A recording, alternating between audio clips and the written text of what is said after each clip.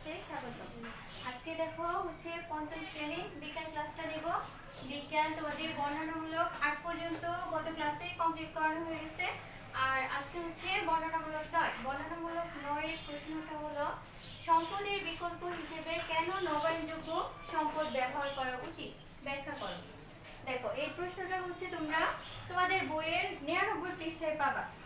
দেখো 99 পৃষ্ঠায় দেখা যায়, একটু খেয়াল করো। 99 পৃষ্ঠায় সম্পদের বিকল্প উৎস এই যে টপিকটা আছে না, এখানে একদম 3 নাম্বার লাইনে যদি যাও, 3 নাম্বার লাইনে নবায়নযোগ্য সম্পদ, এখান থেকে বুঝে যায় 3 নাম্বার লাইনে নবায়নযোগ্য সম্পদ, এখান থেকে একদম লাস্টের টুকু, এই প্যারার লাস্টের টুকু এতটুকু দিতে হবে। বর্ণনামূলক তো একটু বড় করে লিখতে হবে।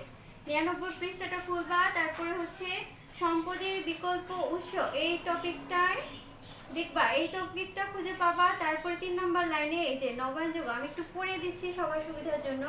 দেখো নবায়নযোগ্য সম্পদ বারবার ব্যবহার করা যায়, আর এই কারণে নবায়নযোগ্য সম্পদকে অনবায়নযোগ্য সম্পদের বিকল্প হিসেবে ব্যবহার করা যায়। প্রশ্নটা ছিল আমাদের কি, সম্পদের বিকল্প হিসেবে কেন নবায়নযোগ্য সম্পদটা ব্যবহার করা উচিত। এখানেই দেখো উত্তরটা হয়ে যাচ্ছে তোমাদের, কিন্তু যেহেতু এটা বর্ণনামূলক আরো বিস্তারিতভাবে লিখতে হবে। পরের লাইনে যাই, দেখো নবায়নযোগ্য সম্পদ হিসেবে আমরা সূর্যের আলো, বায়ু প্রবাহ এবং পানির স্রোত ব্যবহার করতে পারি। সূর্যের আলো খুবই গুরুত্বপূর্ণ এবং অফুরন্ত শক্তির উৎস। সৌর প্যানেল ব্যবহার করে আমরা সূর্য থেকে বিদ্যুৎ শক্তি পাই। বায়ু প্রবাহ শক্তির আরেকটি বিকল্প উৎস।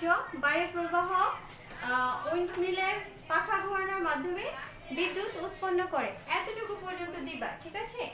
বর্ণনামূলক প্রথম 2 লাইনে তোমরা উত্তরটা পেয়ে যাবা। তারপরে কি হবে, একটু বিস্তারিতভাবে লিখতে হবে, ঠিক আছে। প্রশ্নটা আবার বলছি, 99 পৃষ্ঠায় আছে। আর হচ্ছে এই সম্পদের বিকল্প উৎস, এইটা নামে হচ্ছে একটি দেয়া আছে, এটা নামে দেয়া আছে সম্পদের বিকল্প উৎস। ওইখানে 3 নাম্বার লাইন থেকে শুরু করে এতটুকু, ঠিক আছে। আশা করি সবাই বুঝতে পেরেছো। ধন্যবাদ সবাইকে।